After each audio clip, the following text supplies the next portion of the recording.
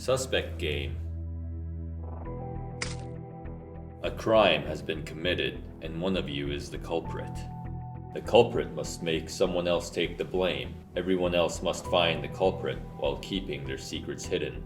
4 episodes may share the same universe, so it is recommended that the same 4 players play through the entire game together. Here's a quick summary of the game. Start with episode 1 and finish each episode in order. Take out all components from the scenario box. Place the game board face up in the center. Place the victim card near the game board. Anyone can check both sides of this card at any time. Stack clue cards in order beside the game board. Clue card number 1 should be on top. Place the sticker board near the game board. Lay out the 4 character cards and choose one to play that character.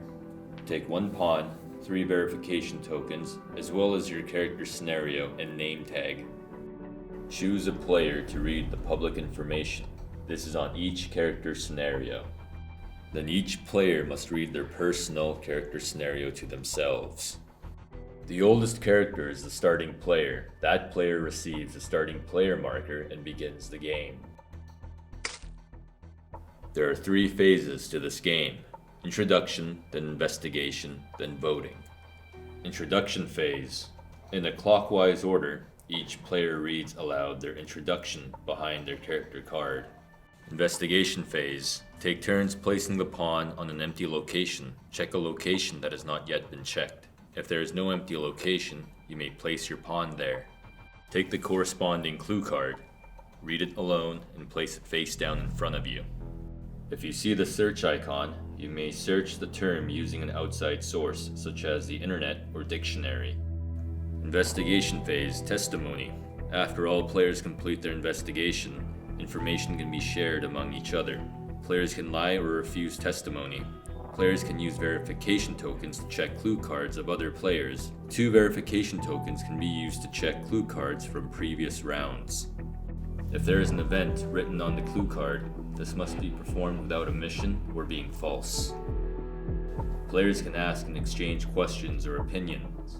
Verification tokens can be used to check clue cards from other players. This process repeats until round 12 is complete.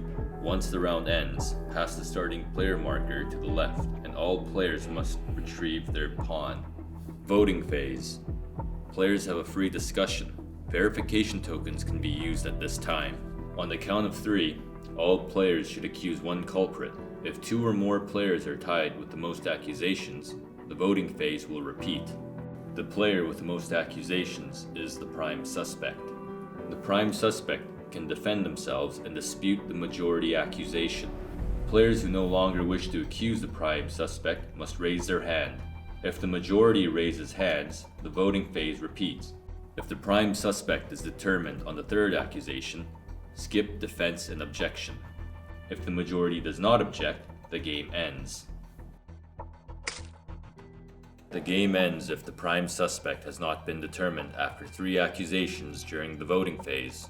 It can also end if there is no majority objection. If the prime suspect cannot be determined, or if they are not the culprit wins and everyone else loses. If the prime suspect is the culprit attempts to reveal each player's secret. The culprit loses together with the players who had their secrets revealed. The culprit wins if all of their secrets are revealed. You can now open the secret file to read the epilogue. The scenarios may be connected, and it is recommended that you play them all with the same group of players. That's it for Suspect Game.